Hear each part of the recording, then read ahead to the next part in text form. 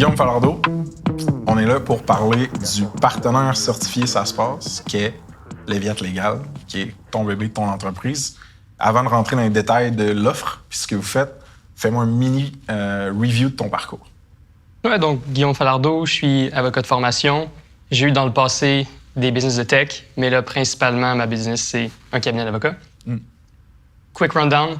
Donc, business d'assemblage d'ordinateurs en premier, du projet plus hobby. Ensuite, on a fait des projets qui n'étaient pas trop customer-facing, mais des bots de poker, des algos d'arbitrage, de crypto, des bots de market making, des trucs comme ça. Ensuite, j'ai commencé ma carrière en droit plus traditionnel, gros bureau. J'ai fait ça pendant 4 ans, travaillé vite. Puis, j'ai fondé Leviat Légal en 2018. OK. Puis le one-liner de Leviat Légal, ce que ça fait?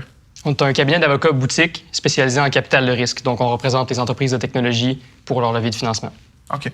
Puis, pourquoi vous avez décidé de le fonder, Leviat Légal? Parce que je pense que tu as commencé ta carrière dans un plus gros cabinet, comme tu disais. Fait que tu aurais pu continuer là. Tu avais clairement une drive entrepreneuriale, mais pourquoi Leviat Légal? Pourquoi cette niche-là plus spécifique? Ouais, la drive entrepreneuriale vient principalement des projets que j'ai eu avant. Là, la vibe startup un peu chaotique de bâtir une team de jeunes super passionnés, ça, c'était mon plan numéro 1.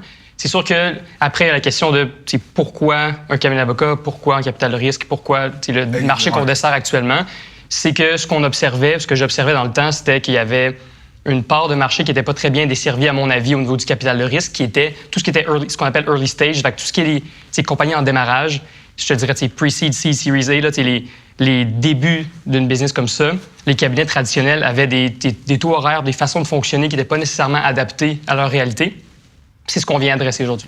Puis ça, c'est des choses que tu as vues de tes yeux vus. Là, en voulant dire, tu as des fondateurs qui sont arrivés pour travailler dans des plus gros cabinets, même le tien, puis qui ont fait comme « Wow, l'offre de service, c'est comme... » Il y a un clash entre où je suis financièrement, où je suis, puis ce qu'on est prêt à shader, à payer pour ces services-là. Genre. 100%. Puis ce qu'on voyait beaucoup, là, il y avait des disconnects à certains endroits. Il y en avait un qui est plus évident, puis c'est le commentaire qu'on reçoit beaucoup des gens, c'est le taux horaire puis les montants qu'il faut payer pour avoir accès à ces services-là sont plus élevés que ce que les compagnies sont prêtes à payer puis ce qu'ils peuvent se permettre de payer. Donc, ce qu'on voyait beaucoup à l'époque, c'était des entreprises qui décidaient de se représenter eux-mêmes pour leur financement ou juste de dire, écoutez, j'ai pas les moyens de faire ça, fait que je vais le faire moi-même, je vais y aller un peu au feeling, me débrouiller. Puis ça faisait ça créait des mauvaises bases, une dette technique, une dette légale où les bases sont pas super solides. Puis tu continues à bâtir par-dessus des trucs qui juridiquement sont pas idéaux ou des termes de financement qui sont beaucoup trop agressifs en faveur des investisseurs, ce qui était suboptimal. Puis c'est ça qu'on voulait adresser. Puis comment vous avez fait pour réussir à, de façon profitable, occuper ce spot-là dans le marché, offrir ce service-là à un prix qui fitait plus cette early startup clientèle-là, mettons? En commençant de zéro, un des bénéfices qu'on a, c'est d'être capable de choisir au complet notre stack technologique. Donc, on ne part pas avec des vieux logiciels, des vieilles façons de faire, des vieux processus. Donc, on a adapté tout de zéro. Donc, on utilise beaucoup de logiciels qu'on développe à l'interne ou qu'on va chercher dans le marché pour automatiser beaucoup du travail administratif. Donc, on a moins besoin, presque pas besoin de personnel administratif, tout court.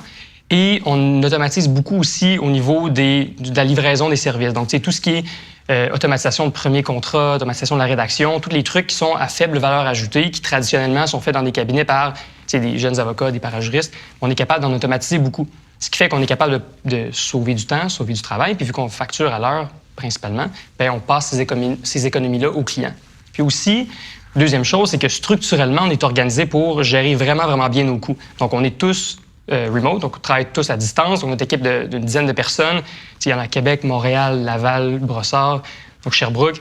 Donc, on sauve à plusieurs endroits, incluant le loyer, incluant l'overhead, ce qui fait qu'on est capable d'avoir des taux pas mal plus compétitifs puis garder une profitabilité à l'interne qui fait du sens. Pour être allé dans certains bureaux de grands avocats et de grands fiscalistes, je peux te confirmer que ça peut être un poste de dépense assez chunky. Oui, non. Puis aujourd'hui, l'éventail principal des services légaux que vous offrez pour les SaaS et les compagnies en tech, ça ressemble à quoi? Le trajet typique d'une compagnie, là, ils vont venir nous voir souvent avant leur financement ou en vue d'un financement futur. Donc, je te dirais que, disons, scénario 1, une compagnie qui veut lever du financement vient nous voir un peu d'avance et dit, regarde, je pense à lever du financement, voici le montant que j'ai besoin, je commence à parler à des investisseurs, il y a de l'intérêt. Aidez-nous. Où ce qu'on vient en aide, c'est toute la préparation en amont, donc c'est faire un peu de planification, juste s'assurer qu'au niveau des livres, que tout est clean, que la capitalisation est claire aussi, qu'ils ont les contrats en place parce qu'on sait que l'investisseur va faire une vérification diligente. Donc, avant d'ouvrir le kimono, tu veux que ça soit clean. Ensuite, il y a la portion transactionnelle qui est littéralement d'aider à la transaction. Donc, négociation de la lettre d'intention, du term sheet, donc les documents transactionnels qui vont venir avec le financement, on va les aider dans cette négociation-là. Puis ensuite, il y a toute la rédaction du contrat qui vient avec. Donc, si on regarde le Shark Tank ou Dragon's Den qu'on connaît, bien, quand les gens ils se serrent la main et qu'ils se disent « Ah, j'ai investi 100 000 pour 10 », bien, il y a un travail juridique a posteriori qui se fait, donc toute la rédaction de la documentation, puis c'est des choses qu'on fait. Puis dans ce cas, cet exemple spécifique-là, la majorité des deals ne closent pas après. OK, c'est sick. Puis ça, c'est une des étapes qui est très comme, je veux pas dire préliminaire à la croissance, mais c'est au début. C'est quand même early. Alors que quand tu commences à croître, puis là, embaucher les joueurs clés, tout ça, il y a d'autres types de services légaux que tu vas avoir besoin. Mettons, tout ce qui est émission, puis structure des stocks, des options d'achat. Ça, c'est quelque chose que vous faites aussi. Absolument. Donc, on a une équipe qui s'occupe de ce que nous, on appelle General Counsel fractionnel. Donc, c'est l'équivalent de ce qu'on va avoir d'un CFO fractionnel. C'est d'avoir des ressources juridiques disponibles pour les besoins juridiques communs au quotidien. Donc, émission d'options, création de plans d'options, révision, rédaction de contrats. Donc, il y a beaucoup de clients qui font affaire avec nous au quotidien pour tous leurs besoins juridiques. Le bénéfice, c'est qu'ils n'ont pas besoin d'engager un avocat à l'interne pour des besoins qui sont ponctuels. Et ça fait qu'on est aussi plus rapide dans la livraison parce que on a une équipe de 10 personnes dans laquelle piger pour aller répondre rapidement aux besoins. Et on a aussi une expérience qui a été acquise à travers plusieurs années, c'est quasiment 10 ans que je fais ça, pour des entreprises technologiques spécifiquement. Donc, on en a vu une couple. Ouais. Ben, écoute, ma prochaine question, c'était justement qu'est-ce qui distingue Leviat Légal du reste? Tu as déjà beaucoup amorcé cette réponse-là, mais as-tu autre chose à ajouter à cette question-là? Oui, ben, si je peux résumer la portion, il y a une portion culturelle qui est importante, là, ces connaissances en technologie-là, le fait que ça soit partie, ça fait partie de notre ADN technologique, on comprend la réalité de ces clients-là, donc c'est beaucoup plus naturel.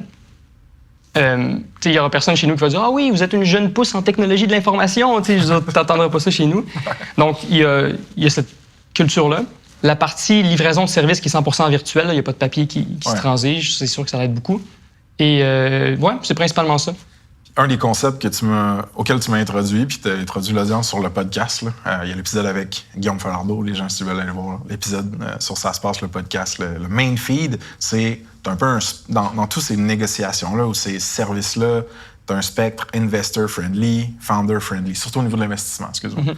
Puis, mettons que je prends les services légaux de Leviat, il y a ce slider-là qui tend vers le founder-friendly, puis pour moi, ça a été vraiment cool parce que oui, bon, tu m'as été recommandé, ta firme a été recommandée par des amis et collègues communs, mais quand on a annoncé, on s'est parlé, développé un début de confiance, tout ça, mais quand on a annoncé le début du partenariat sur LinkedIn, moi, j'ai vu les founders de Braver, de Stamp, de Emma, maintenant Missive, j'en oublie sûrement un, mais tu sais, tout ce monde-là come out of the woodwork, genre à sortir de nulle part puis juste dire « Oh, fuck yeah, genre vraiment nice, comme Leviat, on est client, on aime ça, best team, tout ça. » Fait que j'ai comme eu une validation impromptue à très court terme de « T'as pris un bon partner, Frank. » Ouais. Fait que j'étais vraiment stoked de voir ça se manifester. Ça nous a vraiment fait chaud au cœur aussi parce que tu sais, à quel moment dans ta vie tu vas, t'arrêtes ce que tu fais dans ton quotidien vraiment occupé pour dire « Hey, je vais prendre un moment pour dire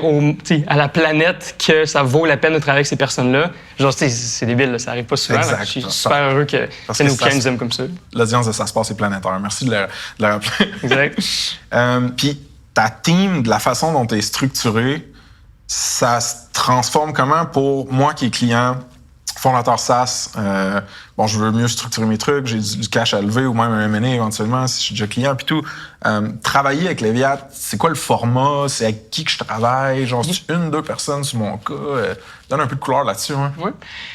Tout dépendamment de tes besoins, c'est sûr que ça va changer. Là. Si c'est une question transactionnelle, exemple, tu vends ta business ou tu lèves un financement, il y a des chances que tu aies besoin de plus de bras pour t'aider à court terme. Tandis que si c'est pour des besoins ponctuels, ça risque d'être moins de personnes. Okay. Mais à la base, là, la façon qu'on fonctionne, c'est qu'on va attitrer une personne à ta compagnie, comme ça devient ta personne ressource. Donc, si jamais peu importe tes besoins, tu peux passer par cette personne-là et elle va te guider vers la bonne ressource, elle va faire le travail pour toi. Donc, c'est l'équivalent de ton avocat interne. à qui tu peux dispatcher du travail. Cette personne-là, ensuite, elle va regarder à l'interne pour voir c'est qui la meilleure personne pour exécuter. Est-ce que je le fais moi-même? Est-ce que je parle à quelqu'un d'autre qui a une expertise spécifique à l'interne? Mais c'est vraiment ton point de contact pour que toi, tu n'aies pas à te casser le basic pour savoir avec qui je deal. Tu parles à une personne, c'est ton point de contact pour tout le monde. Puis aussi, on est spécialisé en technologie, on fait du capital de risque, mais on fait pas de litige, on fait pas d'immobilier. Notre domaine de pratique est très niché. Et donc, cette personne-là va aussi agir comme intermédiaire pour aller chercher des partenaires externes que tu aurais besoin. Donc, exemple, tu as un besoin en propriété intellectuelle, tu as un besoin en litige, bien, cette personne-là va être ta personne ressource. Elle va aller vêter des partenaires externes, obtenir des soumissions des fois, trouver la bonne personne pour toi et gérer la relation aussi pour que toi, pour qu'on s'assure que tu as une bonne relation client, que tu as une bonne expérience en passant avec nous, puis nous, on gère le reste. Fait que pour moi, qui est nouvellement client avec SaaSpace puis avec Grip, notre agence de croissance pour les SaaS, puis aussi, mon point de contact, c'est Mathieu, par exemple. C'est ça, exact. Fait que moi, parfait. Fait que Mathieu, si t'écoutes ça... Il travaille fort. Réponds à mon courriel de... Non, c'est pas vrai. À date, super sharp comme service de feu, puis on a eu du fun aussi. Puis pour moi, être capable d'avoir du fun avec les fournisseurs de services autour de moi, ça rend la chose... Des choses qui, des fois, peuvent être soit stressantes, soit intimidantes, ou même des fois lourdes, genre. Ça amène une couleur que j'aime beaucoup, beaucoup. Fait que... D'ailleurs, je vais le rencontrer pour la première fois au moment où on enregistre ça, ce soir. La journée qu'on enregistre ça, le même soir, je vais rencontrer Mathieu pour la première fois. C'est vrai? C'est vrai, en personne. Je suis très content. C'est cool. Pourquoi les SaaS? Pourquoi, je sais que c'est pas exclusivement le modèle d'affaires que tu sers, mais il y en a beaucoup dans ce que tu sers. Y a-tu quelque chose à propos des gens qui travaillent là-dedans, à propos du rythme de croissance de ça? Qu'est-ce qui t'a fait dire, moi, je veux aider ce monde-là puis être proche de ce monde-là? Il y avait une portion d'intérêt. C'est ça mon background, c'est ça que j'aimais faire. Puis j'aimais encore toujours des projets sur le site qui impliquent du software avec mon frère beaucoup, tout seul aussi. Mais c'est ça que j'aime. C'est ça que je ferais. C'est ce que je ferais 15 heures par jour, peu importe. Fait que c'est sûr qu'il y a la portion intérêt. Mais pour la petite anecdote aussi, quand j'ai parti Leviat en 2018, ça fait déjà 5-6 ans, ben déjà que j'ai pas l'air très vieux, j'avais l'air très, très jeune. Mais c'était important pour moi de choisir un domaine d'affaires dans lequel être jeune, c'est un avantage plutôt qu'un inconvénient. Donc, connaître la technologie, savoir exactement où tu t'en vas, comprendre le modèle d'affaires du client aussi, c'est un gros atout lorsque vient le moment de le représenter dans la négociation de contrat ou de financement. Et c'est quelque chose que nos clients voient puis apprécient. Et ça permet de tisser un lien pas mal plus solide versus d'autres domaines plus traditionnels, par exemple. Si je faisais du droit de la construction ou du litige en construction, la première chose que les gens me diraient, c'est « t'as l'air d'un enfant. » Tu fermais ta caméra, c'est ça? Hein? Ouais. Ou quand t'étais kid, jeune? Ouais, quand je commençais, je fermais ma caméra ou je prenais les appels téléphoniques juste pour être sûr qu'on... Ouais. Super. Puis, écoute, moi, de ce que j'ai vu à date, vous avez déjà... Puis, tu sais, je t'ai comme posé des questions sur le pod par rapport à ta croissance, tout ça.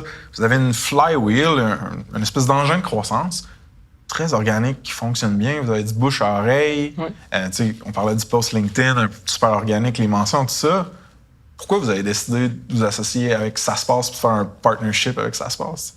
Oui, c'est la première fois qu'on fait quelque chose de pas organique pour notre croissance. C'est assez cool. Puis, ça a toujours été juste du bouche à oreille. Puis on a toujours été super, super occupés par ça. Mais on écoutait le podcast et on se disait, c'est nous. C'est exactement notre audience, notre domaine d'affaires. C'est exactement le genre de gens avec qui on a du fun à travailler.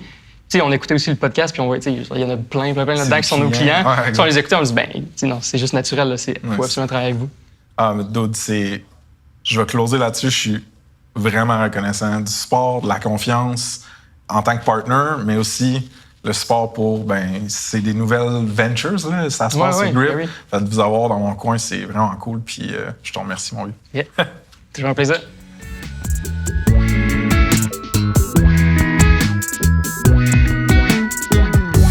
Merci encore à Guy. Si vous voulez en apprendre plus sur le partenariat, saaspace.com/partenaire avec un S. Vous pouvez pas le manquer, c'est un de nos top 3 partenaires certifiés, Leviat Légal. Puis en apprendre plus direct sur Leviat Légal, leviatlegal.com. Sinon, glissez dans les DMs à Guillaume Falardeau ou à moi sur LinkedIn.